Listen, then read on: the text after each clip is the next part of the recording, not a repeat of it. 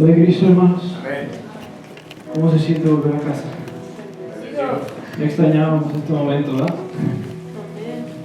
Volvemos a ir a sus ojos conmigo. Y vamos a darle un momento de adoración genuina al Señor. A veces es fácil distraerse aún con la alabanza, con la música, y perdemos de vista a Jesús. Pero Señor, esta tarde, Jesús, solo queremos enfocarnos en ti. Solo queremos pensar en tu grandeza, solo queremos pensar en lo que tú eres, en lo que tú tienes. Jesús, te damos toda la honra y toda la gloria, Jesús, porque aunque la humanidad no pensaba llegar a este día, hemos llegado al 2015, Jesús. Y vemos que los días se van acabando y los días se van poniendo más difíciles y el sufrimiento aumenta, Señor, pero sabemos que tú tienes la solución de todas las cosas.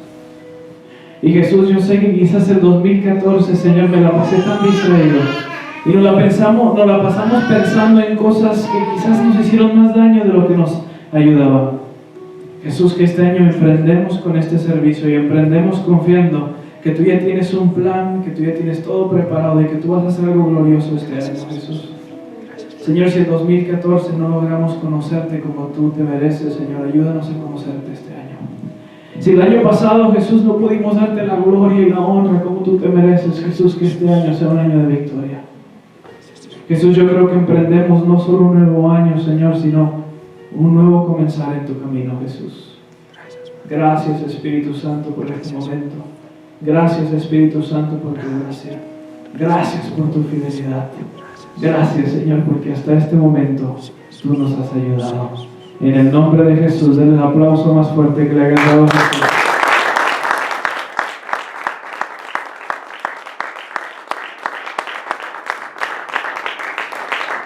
Aleluya. Amén, hermanos. Tome su asiento y vamos a comenzar con la palabra de Dios. Amén, hermanos. Siento nervios, tengo tiempo que no predico. Parezco nuevo. Amén, hermanos. ¿Qué dice la pantalla, hermanos? El Señor es mi pastor. Amén. ¿Cuántos han visto a un pastor? No un pastor cristiano, sino un pastor de ovejas en película. Pero tienen algo muy lindo los pastores. Amén. Porque aunque cargan uno de estos, imagínense eso. El pastor anda con uno de estos todo el día. Pero estaba platicándome David. El Titi lo quiere. Amén, hermanos. Amén. Pero dice la Biblia que las ovejas del pastor conocen la voz de su pastor. ¿Cuántos de ustedes han tenido mascotas? ¿No sucede que en la mascota tiene la tendencia a escoger un solo amo, verdad que sí? Y aunque la mascota quiere a todos, no reemplaza a su amo, ¿verdad? El amo llega y dice, ya llegué, y los perros se vuelven locos, porque saben que él los alimenta, porque saben que él se encarga de sus necesidades, y por lo tanto, él es la cabeza. Y dice la Biblia que las ovejas son juntas, son así con el pastor, dice que pueden estar en cualquier situación, pero mientras el pastor hable, ellos saben que es el pastor que les habla. Amén. Pero algo que me admira de las ovejas, y la Biblia lo usa mucho como referencia, pero dice la Biblia que la Biblia lo dice y lo vemos, que las ovejas siempre están unidas. Es rara vez que usted pueda ver a ovejas separadas de la grey o que esté una por allá. Siempre están juntas, siempre están unidas, porque ellas saben que su debilidad está en su físico y su fuerza está en la unidad y en su pastor. Entonces la oveja que realmente sabe que tiene un pastor, no solamente se abriga de la voz de su pastor, pero se abriga de la unidad con sus otras ovejas. Amén. Y si Señor es nuestro pastor, debemos saber escuchar su voz, debemos entender que Él quiere lo mejor para nosotros, debemos entender que nos ha puesto juntos en esta iglesia porque tiene un plan en la unidad. Amén. Emprendemos esto. Dice el Salmo 23, no sé si alcanza a leer, nos quitaron la pantalla del proyector, pero el Salmo 23 muchos se lo saben, dice que Jehová es mi pastor. Y dice, nada me faltará. ¿Qué más dice, hermanos? En lugares de delicados pastos me pastoreará. me hará descansar. Junto a aguas de reposo me pastoreará, confortará mi alma, me guiará por sendas de justicia por amor de su nombre. Aunque ande en valle de sombra de muerte, no temeré mal alguno, porque tú estarás conmigo. Tu vara y tu callado me infundirán aliento, aderezas mesa delante de mí, en presencia de mis angustiadores. Unges mi cabeza con aceite, mi copa está rebosando. Ciertamente el bien y la misericordia me seguirán todos los días de mi vida, y en la casa de Jehová moraré por largos días. Amén. ¿Y saben quién escribió esto? El rey David, no el hermano David. El rey David escribió este salmo, y lo chistoso es de que el rey David, en esta situación en su vida, dice la Biblia que David estaba huyendo porque su suegro lo perseguía. Amén. ¿Cuántos les pasa? No sé. Dice la Biblia que David huía de su suegro, porque cuando David fue aceptado al reino porque su suegro era el rey de Israel. Y dice la Biblia que cuando David entró al reino y entró a la casa del rey y empezó a vivir con su esposa, la hija del rey, dice que él era muy bueno para las batallas, y no solo eso, dice que Dios cuidaba de él. Entonces cuando el rey y David salían a la guerra, dice la Biblia que David mataba más que el rey. Si el rey mataba 1000, David mataba 10,000. Entonces el rey se llenaba de celos y decía: ¿cómo este jovencito puede más que yo, el rey, que he sido soldado desde mi juventud? Dice: ¿cómo él va a poder más? ¿Cómo él va a poder hacer más? Y dice la Biblia que cuando regresaban de las batallas, dice que todo el pueblo le cantaba al rey, decía: wow, Saúl mató miles. Y lo decían: pero David mató 10,000. Y se enojaba. Y dice que varias veces lo quiso matar en su propia casa, y lo mataba, lo acosaba y lo acosaba, tratando de matarlo. Y dice la Biblia que David huyó de la casa del rey. David dejó a su esposa, dejó a todo por huir por su vida, porque su suegro lo quería matar. Y dice que estando en una cueva, en la peor situación de su vida, a los 20 y tantos años, dice que escribió este salmo. Entonces vemos este salmo y decimos: wow, Dios es mi pastor, entonces nada me va a faltar. Pero este salmo no dice que nada nos va a faltar. Dice: nada me faltará. A David en una cueva le faltaban muchas cosas, ¿verdad que sí?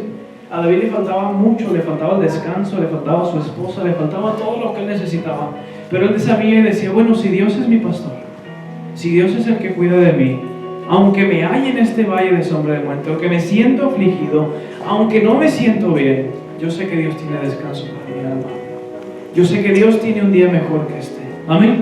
Y esa es la esperanza del Hijo de Dios, de que a pesar de que pasamos por luchas, a pesar de que tenemos muchos problemas, quizás conocemos tristeza y aflicción, eso es lo que nos hace diferente a la gente, que tenemos aquella esperanza, que aquel que nos tomó como hijos se preocupa por nosotros. Amén. Entonces David podía haber estado en una situación similar a la tuya. Quizás tú te encuentras en una situación difícil, o quizás el año pasado te la encontrabas difícil, o quizás estás saliendo de un problema o entrando en otro, y a veces no sabemos qué hacer como humanos. A veces queremos correr a los amigos y platicar y desahogarnos, pero nos olvidamos de que hay alguien que realmente le interesa nuestro dolor. Amén. O puede tener la idea contraria, que conocemos a Dios o hemos conocido la palabra de Dios, ya tenemos tiempo de cristianos y hemos sufrido en nuestra vida cristiana. Y a veces la pregunta es: ¿por qué si soy cristiano? ¿Por qué si le entregué mi vida a Jesús? ¿Por qué tengo luchas? Si se supone que Dios tiene que cuidar de mí, si se supone que Dios tiene que encargarse de mis problemas, ¿por qué si soy cristiano sufro? ¿No se han preguntado eso? Que desde el año pasado tuvimos luchas y decimos: mano, ¿dónde está Dios? He ido a la iglesia, he estado haciendo esto, hice aquello, arreglé con mi esposa, pero aún así estoy viendo problemas. Y a veces nos sentimos que Dios nos abandonó. A veces sentimos que Dios ya no está interesado en nosotros. A veces llegamos a pensar que porque todo se ve oscuro, realmente Dios no existe. Pero dice la Biblia que Dios usa y permite aquellos dolores, que Dios a veces usa y permite tales aflicciones, porque quiere mostrarnos algo. Amén. Entonces David, aunque estaba afligido, aunque se encontraba en una cueva, él sabía, dice: si Dios es mi pastor, nada me va a faltar. Aunque ahorita no puedo descansar, Él me va a dar ese descanso.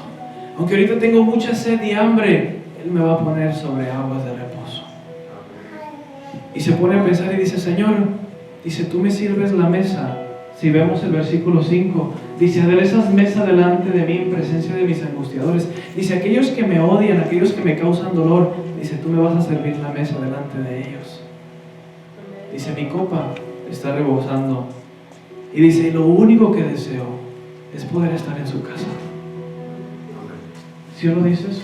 Dice, ciertamente el bien y la misericordia me seguirán. ¿Por qué van a seguirlo el bien y la misericordia? Porque Jehová es su pastor. Amén. Y dice, y todos los días de mi vida, y en la casa de Jehová moraré por largos días. Amén. Aunque su condición era difícil, aunque su aflicción era grande, aunque tenía dolor en su corazón, él decía, si tan solo puedo ir a su casa y adorarlo. Porque sé que a pesar de esta oscuridad, a pesar que no entiendo lo que me está pasando, Dios tiene control de mi vida. Amén, hermanos. Amén, aleluya. Y entrando en eso, dice Romanos 5 del 1 al 5, dice, justificados pues por la fe, tenemos paz para con Dios por medio de nuestro Señor Jesucristo, por quien también tenemos entrada por la fe, por la fe, esta gracia en la cual estamos firmes y nos gloriamos en la esperanza de la gloria de Dios. Y no solo esto, sino que también nos gloriamos ¿en qué? En las tribulaciones. Amén, hermanos. ¿Alguna vez usted se ha gloriado en tribulaciones? Que usted haya dicho, qué bonito, estoy teniendo problemas. ¿Verdad que no? Más bien lloramos en los problemas. Pero dice, no solamente tenemos la bendición de conocer a Dios y de ser perdonados por Él, dice, pero ahora el gozo de ser tribulados. Dices, ¿cómo? Amén. Dice, nos gloriamos en las tribulaciones sabiendo que la tribulación produce paciencia. Amén.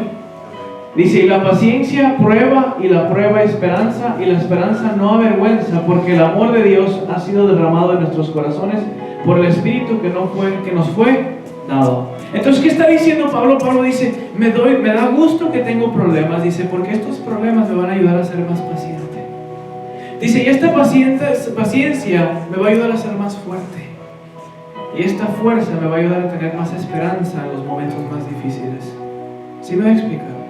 Cuando entendemos que Dios es nuestro pastor, entendemos que quizás sí puede haber problemas, que como hijos de Dios sí podemos tener luchas, pero nos damos cuenta que detrás de las luchas está el Señor tratando con nuestra vida, porque lo que Él quiere es que seamos hijos fuertes. Lo que Dios desea es que seamos hijos que a pesar de que tengamos problemas, a pesar de que haya tribulaciones, seamos fuertes en carácter. Y que haya esa esperanza de decir, aunque yo sé que no me gusta mi situación, Dios me tiene en sus manos. Amén. Y entendemos que a veces el dolor temporario, Dios aún de eso se encarga. Amén.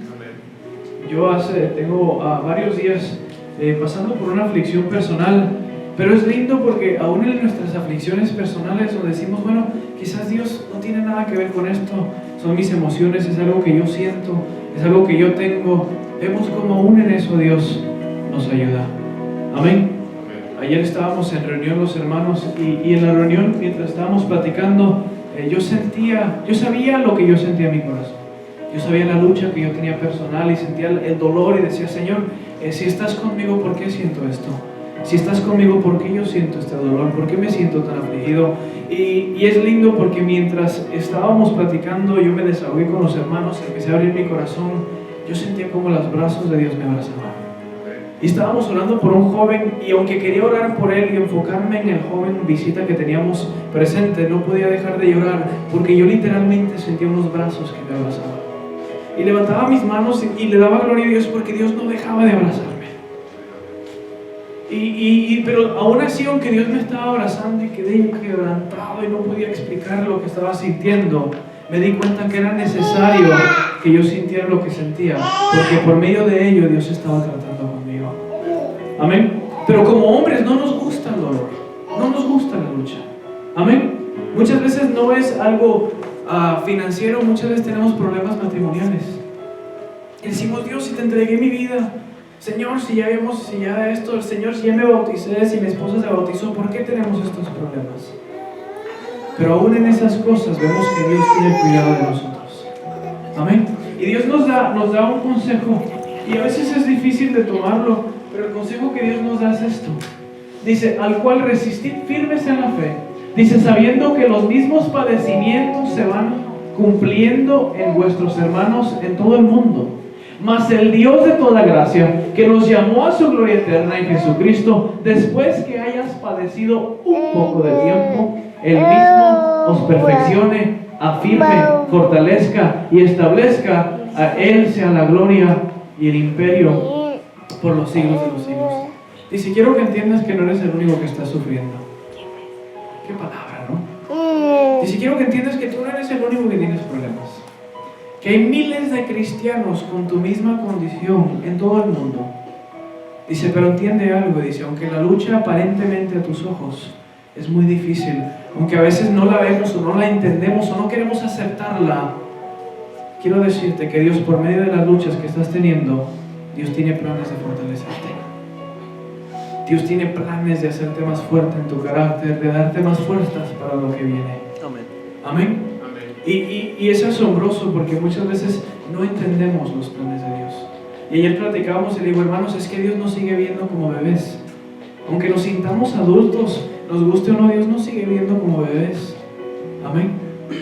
Y a veces tenemos una imagen de Dios en nuestra mente, ¿verdad que sí?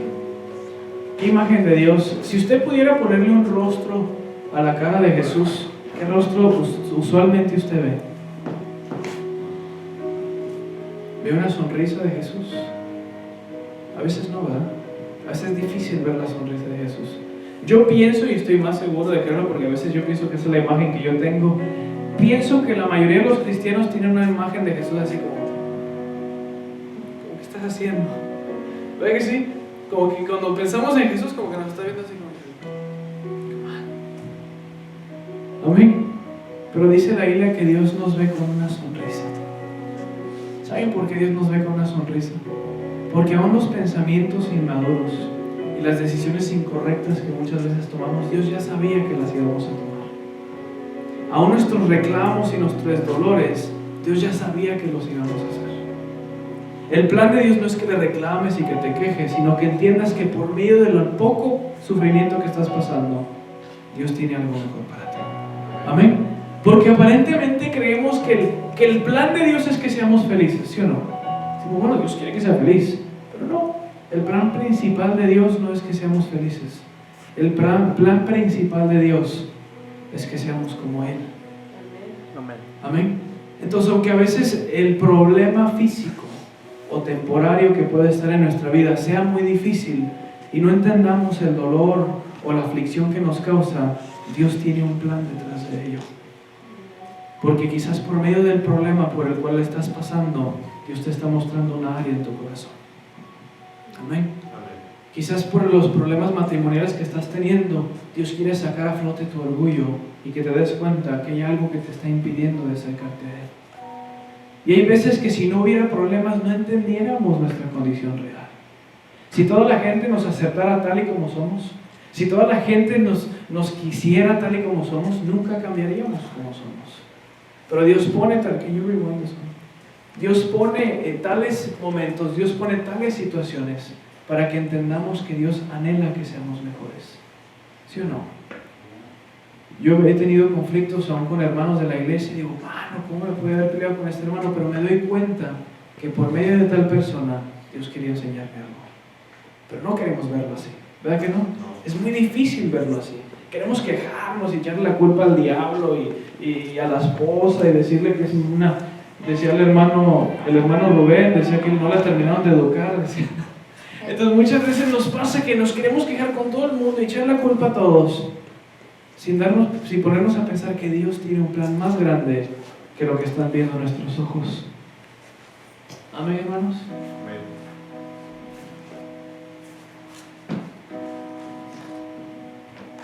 Entonces, the one all the way to the right.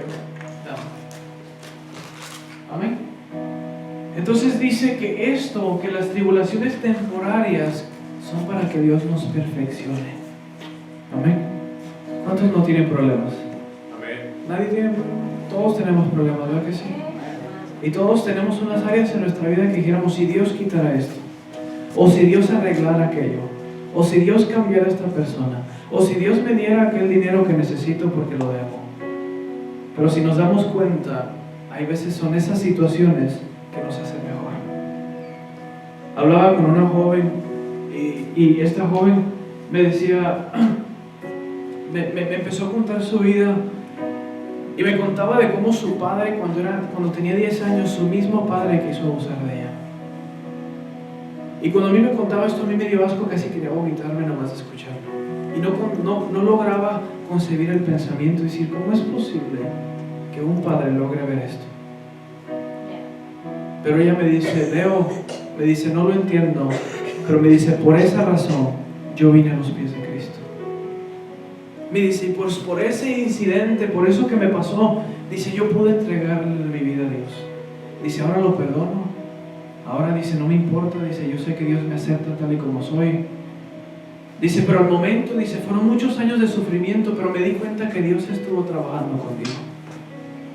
Y entre más crece el dolor, entre más crecen las luchas, vemos a Dios más cerca. Y es asombroso. Amén. Hay una persona que dicen que nació con una enfermedad donde no siente dolor. O sea, la tienen que estar cuidando y checando todo el tiempo, porque si ella se quema ya no siente, ella puede quedarse ahí en el hombre y no siente. Si se le entierra un clavo ella no siente, o sea, no siente dolor en nada, tiene un defecto desde que nació. Y digo defecto porque hasta que no nos falta el dolor, no entendemos que es necesario. Pero a esta joven tienen que estarla cuidando, tienen que estar checándola como una vez, porque en cualquier momento puede quemarse, puede desangrarse y no se da cuenta porque no siente dolor. ¿Sí me voy a explicar? Usted se quema con la estufa y ¿qué hace? Quita la mano, pero si no lo siente, ahí está la mano. Entonces dices, mano, pero es que no, es que mi situación es especial. No hay situación especial. Yo he visto que los momentos más dolorosos de nuestra vida es cuando más hemos doblado nuestra rodilla. ¿Verdad que sí? Ya ves que decimos, no pasa nada, todo está bien, y queremos hacernos los fuertes, pero más problemas llegan, porque Dios quiere que entiendas que necesitas venir a Él. No hay descanso para nuestra alma fuera de Jesús. Amén. Dice la Biblia, yo puedo dormir confiado porque tú estás conmigo. ¿Cuánta gente hay que ni el sueño puede adquirir porque tiene los problemas hasta la cabeza? Y decimos, pero no lo veo a Dios en mi vida, no veo a Dios moverse.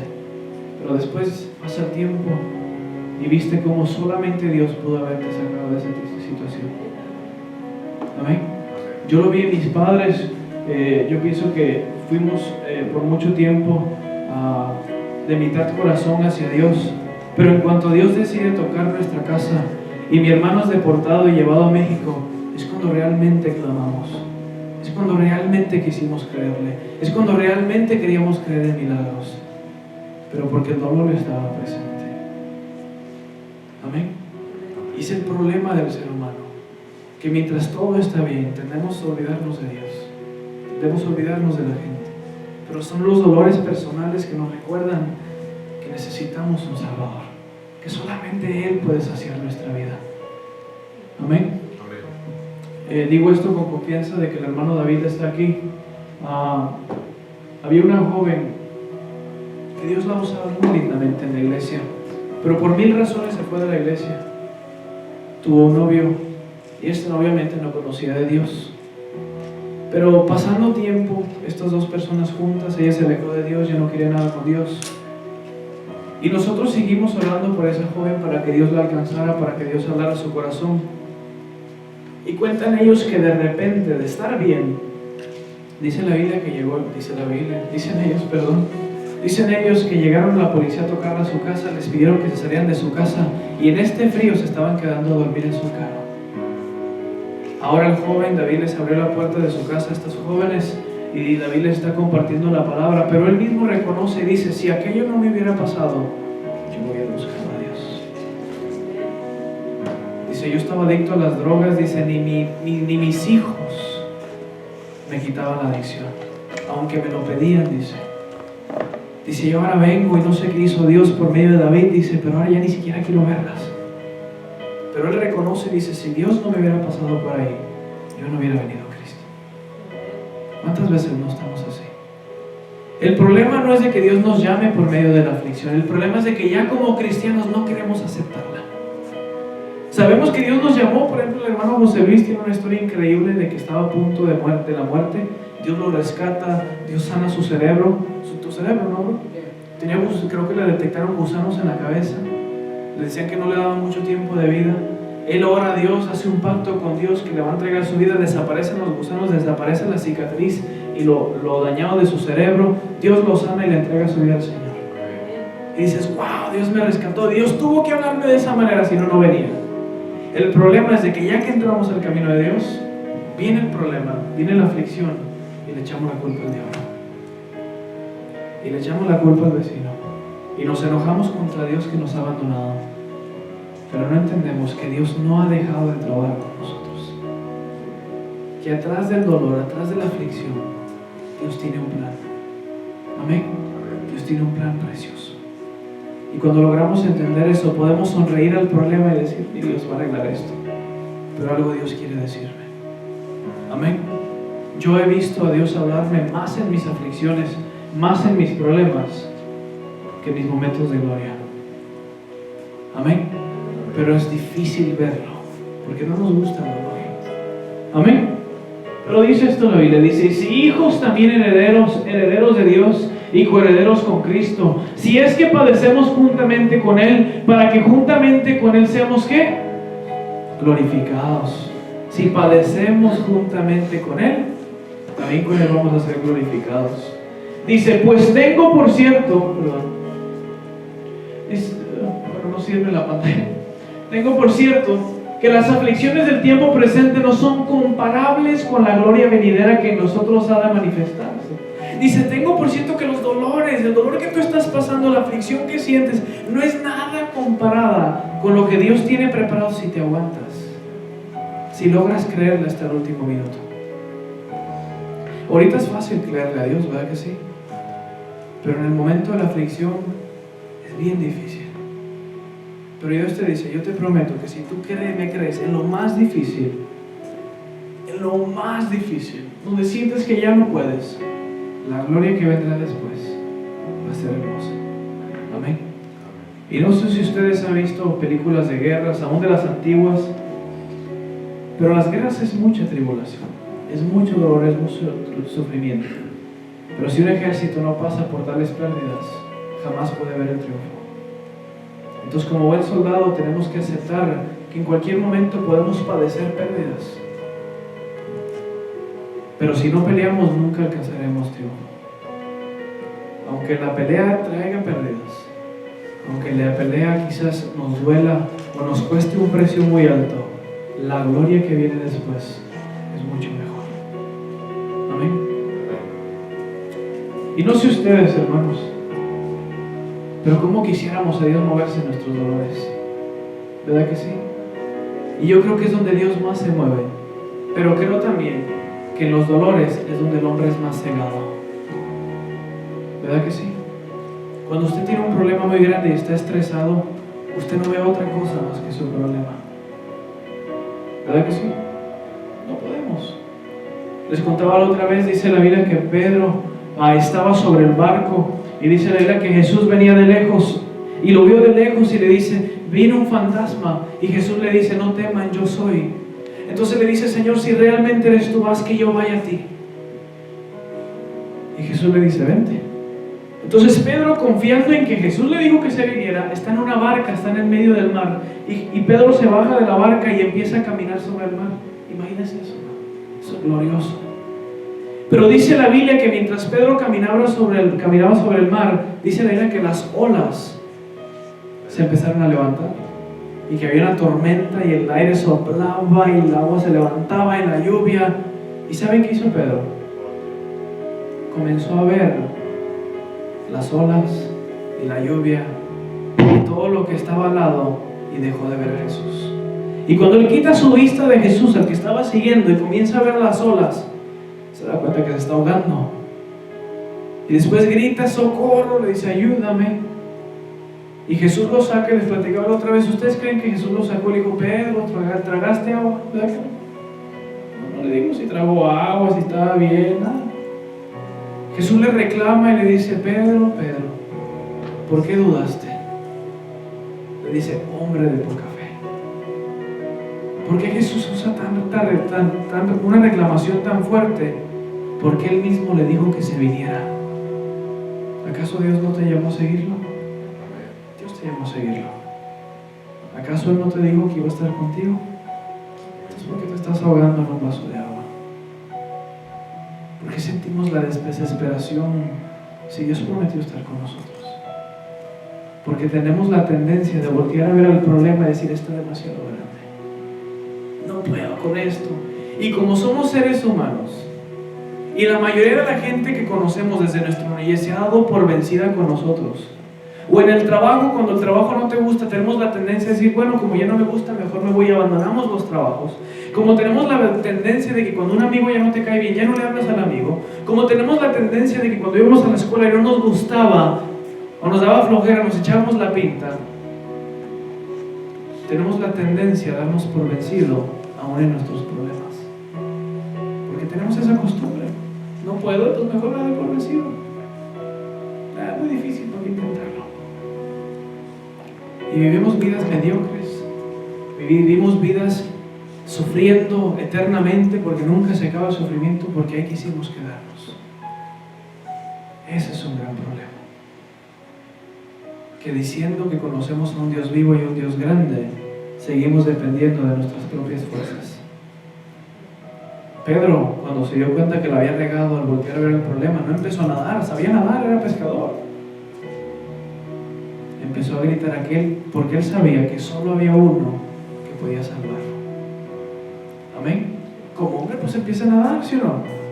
Porque dice la Biblia que cuando Pedro negó al Señor, dice que él nadó, y nadó hacia hasta la playa donde estaba Jesús. Pedro sabía nadar, pero se dio cuenta que solamente aquel que lo llamó podía rescatarlo. Amén. Entonces no sé por qué estés en el problema. Decía un predicador que solamente hay 3 tipos de hombres: aquel que está a prueba, aquel que ha salido de una prueba o aquel que está a punto de entrar en una. Porque en todas esas cosas Dios está con nosotros. Amén. En todas esas cosas Dios nos da fuerzas. Y créanme que se lo estoy diciendo con dolor en mi corazón. Tengo 3 días llorando sobre algo que ahora que estoy hablando de esto, y ahora que pasé tiempo con Dios, me doy cuenta que es algo tan pequeño y que Dios siempre tiene algo mejor para nosotros. Amén. Y dice 2 de Crónicas 32-31. ¿Si alcanzan a verlo, hermanos? Yo pienso que para el otro vamos a estar mejor la pantalla, ¿verdad? Pero dice: mas en lo referente a los mensajeros de los príncipes de Babilonia, que enviaron a él para saber del prodigio que había acontecido en el país, Dios lo dejó para probarle, para hacer